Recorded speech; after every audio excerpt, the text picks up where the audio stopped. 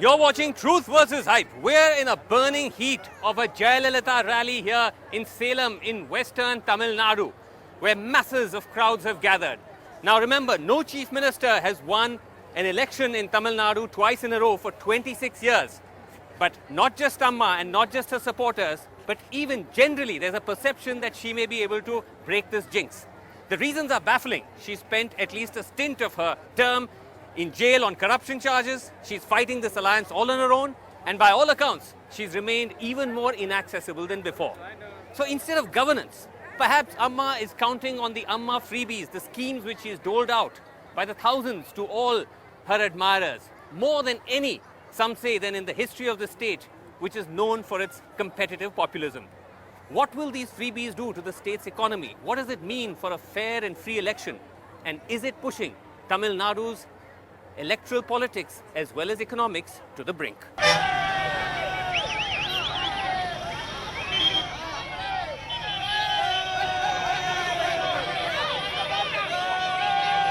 Go by the crowds braving the blazing heat, and it appears that the Amma cult is as strong as ever. But the numbers may be result of changed dynamics. Jayalalithaa is doing a new style of campaigning this time. She's only doing one rally every alternate day, and in each rally she's covering almost 16 to 18 constituencies. So 16 to 18 MLAs are going to be on stage. Each one of them has been asked to bring at least 20,000 people.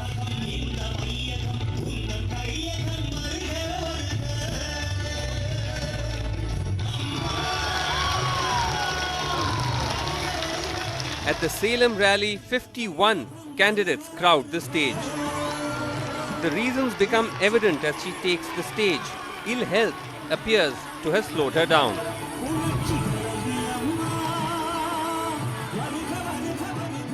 The first election, giving a speech sitting down.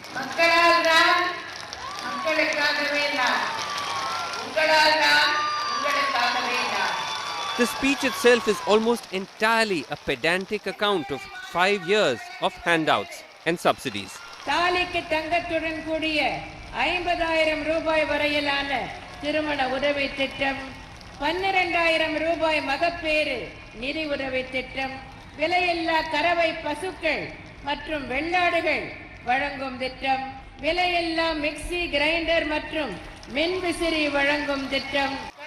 It's a laundry list the crowd would have heard many times before, but they don't seem to mind. அம்மா, நீங்க பாத்தீங்களா எப்படி இருந்தது? புடிச்சதா? சந்தோஷமா இருந்துச்சுங்க. சந்தோஷமா இருந்துச்சுங்க. நல்லா இருந்துச்சு, சந்தோஷமா. அப்புறம் என்னென்ன கொடுத்திருக்க அம்மா? என்ன எல்லாம் வேற கொடுத்திருக்குது, மிக்ஸி கிரைண்டர் கொடுத்திருக்குது. எல்லாமே கொடுத்திருக்குது எங்களுக்கு. லேப்டாப் எல்லாம் கொடுத்திருக்கீங்களா? எங்க பாப்பா படிக்கிறதுக்கு வேண்டியது எல்லாமே கொடுத்திருக்காங்க. பள்ளி சீருடை எல்லாமே கொடுத்திருக்காங்க. She is telling always lie. Okay. She is not doing anything. The reality is that walk into any village as we did near Salem and we'll find that the handouts by and large have reached. Well, hey, the mixi.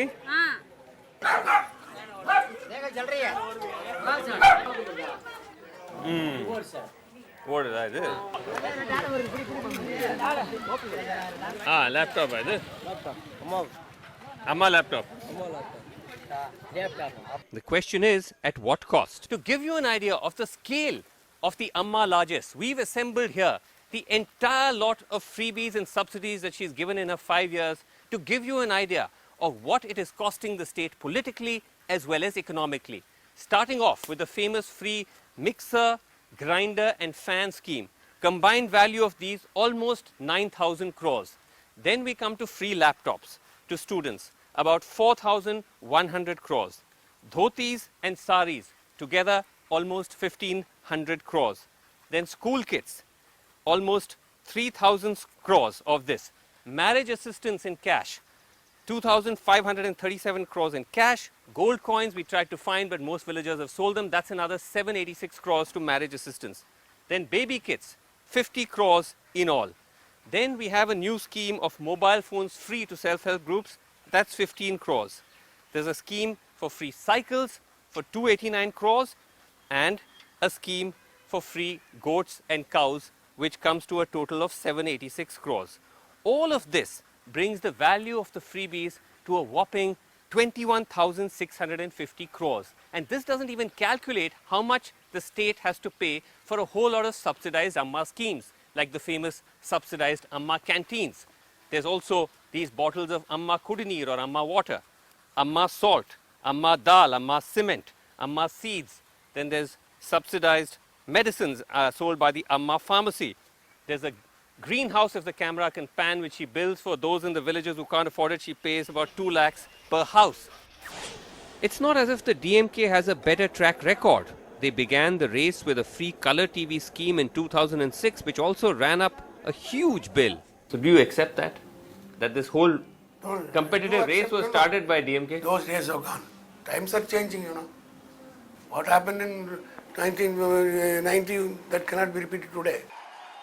Except hit by the Amma of all handouts, the DMK's manifesto is also trying to play catch-up.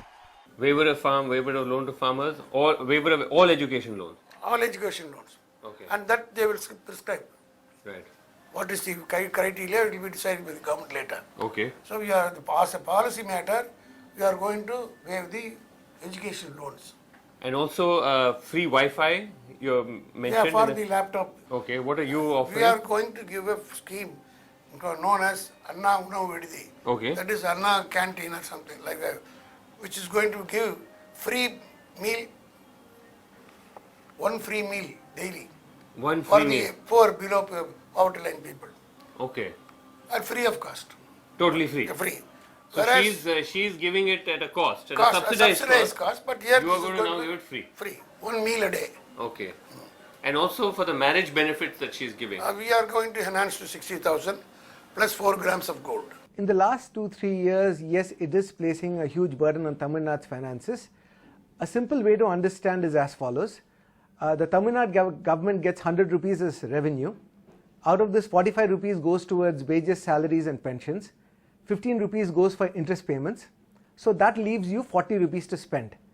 Typically, you would spend this on health, education, capital expenditure. But the share of subsidies and freebies has really gone up. Meanwhile, an important source of revenue is on its way out. Now, if she comes to power or the DMK comes to power, they're going to keep all of this and add more, raising questions as to where the money is going to come from.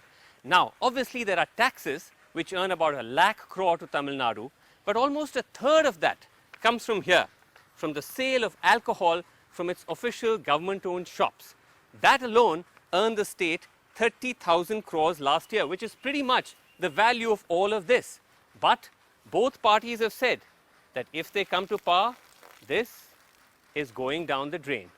And that brings us back to the original question as to how they will be able to afford all of this. I think there are certain clear possibilities. For instance, pricing of some of the natural resources, which currently has been happening in a certain manner. Changing policies relating to pricing of natural resources is one clear possibility. Two, in my view, is the non-tax revenue enhancement. Tamil Nadu government currently gets about 6% of its revenue from the non-tax sources. With so much of capital expenditures which have been ploughed in Tamil Nadu, we believe that the non-tax revenue will rise significantly.